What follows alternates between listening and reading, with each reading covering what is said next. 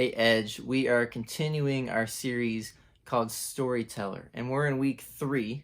And what the series is all about is we're looking at different stories that Jesus told. They're called parables.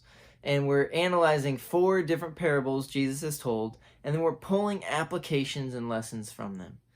And today, what we're talking about is waiting. Now, I don't know about you guys, but one of the worst things in life is having to wait for something you want.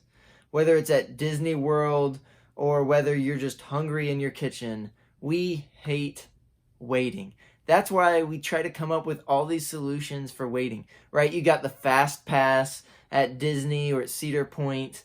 You've got a microwave, so instead of putting things in the oven, you can just put them right in the microwave and just eat them right away, burn the roof of your mouth. It's amazing. You don't have to wait at all, right? We invent all these different things to get from one place to another faster or to get something in our bellies faster. We just hate waiting. And one of the hardest things about our faith is actually waiting as well. And when it comes to prayer is something we do. We're asking God for something, but then oftentimes we don't see any results, at least for a long time. And some of us might get answers to prayers right away, and that's awesome. That happens. That for sure happens. But a lot of us have those experiences where we're praying for someone's healing, or we're praying for something to change, or whatever it might be, and we don't see an answer right away. And it's in the waiting that we become impatient and start to wonder, does God hear me? Is he even there? And is prayer even worth it? And I wonder if some of those things were going through the disciples' minds when they're talking to Jesus, because they asked him this question. They said, Jesus, teach us to pray. And then he tells them how to pray the Lord's Prayer. And then he gives them this parable about prayer. Let's check it out. This is Luke chapter 11, verse 5 through 10. Then he said to them, suppose one of you has a friend, and he goes to him at midnight and says, friend, lend me 3 loaves of bread, because a friend of mine on a journey has come to me, and I have nothing to set before him. Then the one inside answers, don't bother me. The door is already locked, and my children are with me in bed. I can't get up and give you anything. I tell you, though he will not get up and give him the bread because he is his friend, yet because of the man's boldness, he will get up and give him as much as he needs. So I say to you, ask, and it will be given to you. Seek, and you will find. Knock, and the door will be opened to you. For everyone who asks receives, he who seeks finds, and to him who knocks, the door will be open. Now, when it comes to parables usually have one main point.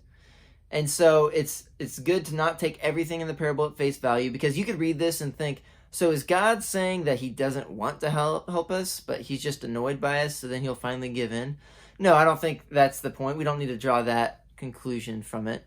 But what he does want us to get is to focus on the person's desperation, the person's boldness, and the person's persistence.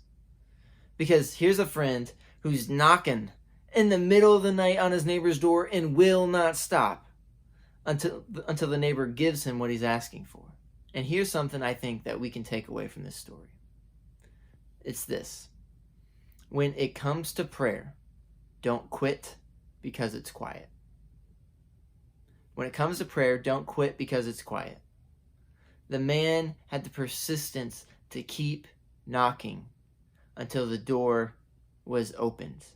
And Jesus even explains it more. He's like, you need to ask, you need to seek, you need to knock, because it will be answered, it will be found, and it will be opened. Here's a few things that will help us be persistent, because when we know who we're praying to, it helps us know how to pray. And the primary picture of God when it comes to prayer is as a father. And what do fathers want for their children? Their fathers are always listening. The father is generous and wealthy. and the Father wants what's best for his children. Because we're confident in who we're asking, we can be confident to keep on asking. We might not get the answer that we want, but our confidence in who God is gives us the confidence to keep on asking and to trust in God's goodness no matter how the prayer is answered. So keep praying. Do not give up. Don't quit because it's quiet. What are some things to build persistence into your prayer life? 3 things. 1, write it down. What do you want answered? Write it down, okay? Pick a time and pick a place and just do it. Because if you quit when it's quiet, you might never see what could have happened if you would have persisted in your asking. So, write it down, pick a place and a time, and just do it. When it comes to prayer, don't quit because it's quiet.